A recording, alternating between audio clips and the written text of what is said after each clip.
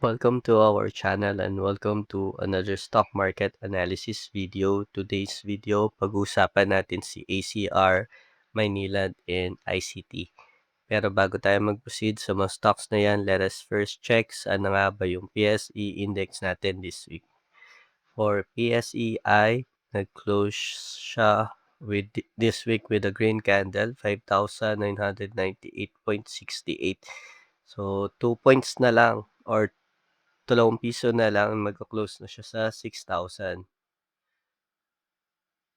Below pa rin siya sa mga moving averages natin, which means nandito pa rin siya sa bearish area for us. We can see na nagsusupport siya rito around 5,600.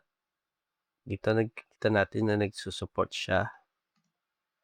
So mag-plot muna tayo ng initial Darvas box natin. So, makita natin nagsusupport si PSEI around this level sa 5,825. Initially, ang gusto natin marating ni PSEI technically is umangat siya dito sa mga moving averages natin. Dito, tumaas muna siya dito. Yan, ito yung target niya. Dapat tumaas muna siya dito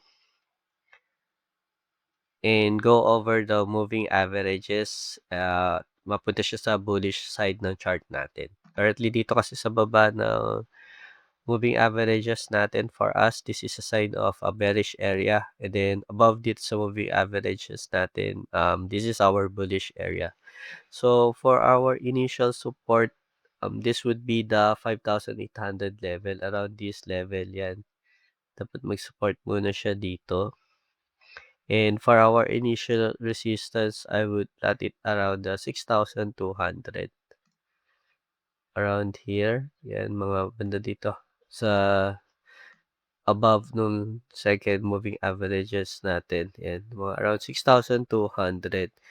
And I would like to see the market break out 6,600. Itong above the top ng box natin. Break nyo tong 6,600 level. Ito yung ideal price level natin to see the market go bullish. Pero possibly matagal-tagal pa to given the current crisis sa Middle East affecting our economy dito sa Philippines, especially pagdating sa oils. Let us proceed with our stock for this video. Una sa listahan natin is ACR, Alson Consolidated Resources. ACR is something I would consider to be on my radar. Something I would consider to be on my radars o candles are on the bullish side of the chart natin. Makita natin dito above siya sa moving average natin. And we could see the stock is respecting this level. And ipaplot muna natin yung initial box natin. So makita natin nire-respect na itong level na to dito. Ayan, nagkakaroon siya ng resistance around 0.95. Yan, 0.95 resistance level. And for the past 3 weeks, ayan, makikita natin si ACR is building momentum. Ayan, itong tatlong candle na to, nagbe-build up na to. Although yan, nagkaroon ng selling pressure dito. Pero nag-close pa rin siya sa green candle din. Nagkaroon ng mga follow-up na green candle for the past weeks. And this is a sign for us for a possibility of breakout or increase in buying pressure papunta dito sa 0.95.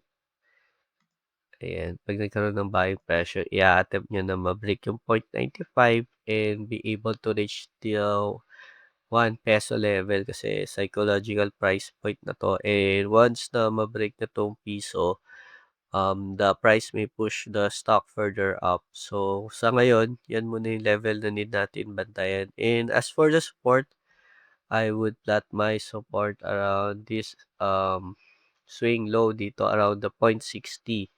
As long as this stock remains above the moving averages natin, this stock would remain on my watch list. Yan. Kailangan mo muna siya bumaba dito sa 0.60 natin. And yun, as long as nasa taas yun ng moving averages natin, this is a stock, good stock to be on the watch. Next on our list is Maynilad. Maynilad Water Services. So far, si Maynilad yung isa sa mga successful IPO stock as of this year natin. It had a good run since the IPO. Yan, dito. Since nag-IPO siya, medyo bumaba lang siya ng mga first 2 weeks niya. Pero consistently, it goes up. Yan, makita naman natin dito. Yan, pataas siya. And dito sa nakaraang 3 weeks natin, makita natin nagkakaroon ulit siya ng momentum. Even though nagkaroon ng mga breakdown, selling pressure dito because of the Middle East crisis or the war sa Middle East. Yan, bumaba siya dito pero nagbi-build up ulit siya. Which is a good sign for us. Mayroong potential recovery and continuation. So we'll need to plot our initial box to determine ano ba yung mga support and resistance natin. So itong initial swing low natin, we can set this as our support level. And around mga 19 pesos or 18.89. Then sa swing high naman natin around 22.35. Ito yung resistance level na need na ma-breakout ni Maynilad to have a continuation sa run niya. So pag nagkaroon ng buying pressure and ma-break na tong resistance level, there would be a possibility na magkaroon ng continuation ng trend. And pag na-breakout ito. So, otherwise, pag bumaba naman siya dito sa support natin, na pinlat, possibly baka tapos na yung trend niya. So, let us see. And pag nag-breakdown naman siya dito, let us see which direction papunta si Maynilad given with these scenarios. Last on our list is ICT, International Container Terminal Services.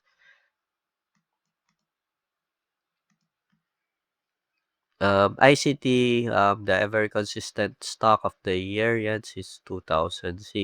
Yan, pataas pa din siya. So, outlier stock and makikita natin consistently strong uptrend yung chart niya. Even there is a current crisis in the Middle East na naapektuhan yung majority of the Philippine stock market. Still, ayun, bullish pa rin yung trend ni ICT yan since May of 2025, tuloy-tuloy lang yung pag-angat niya. So, for the past weeks, yung candle formation ni ICT, makikita natin dito. Sideways. And nagkakaroon ng sideways movement si ICT dito. And in this case, we could see that ICT is having resistance at around this swing high. Around 737.76 and nire-respect niya itong resistance level na to. And ito yung resistance na kailangan ma-break ni ICT. So, breakout nito would lead us in the continuation of trend.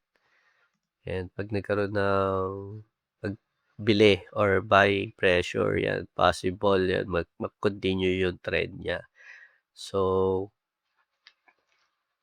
then our initial support, pwede natin ilagay dito sa swing low banda dito around the 666 or 666 level. Ito yung parang mini swing low ni ICT. To be exact, yan, around 667. ICT could possibly consolidate muna, yan, inside this box. Afterwards, if magkaroon ng buying pressure, we might see the stock go above the trend. Need natin bantayan for ICT is itong support level niya rito. Na hindi na siya bumaba and 'pag bumaba siya kasi dito, there is a high chance na mas bumaba pa siya and abutin niya 'tong moving averages natin, 'yan. Puwede siyang bumaba hanggang dito sa moving average. And yun yung kailangang titignan natin, and susunod na support level niya para magkaroon ng continuation ng trend niya, or 'pag bumaba pa siya sa moving average, possibly tapos na yung trend and magkaroon ng reversal or maging bearish naman yung movement ni ICT. So that's it for our stock analysis for today's video. If you find the video helpful, please like, share, and subscribe. And if may request naman kayo na stock, comment lang sa baba and pag-usapan natin yan sa susunod na video. Maraming salamat sa panunod and see you sa susunod na video.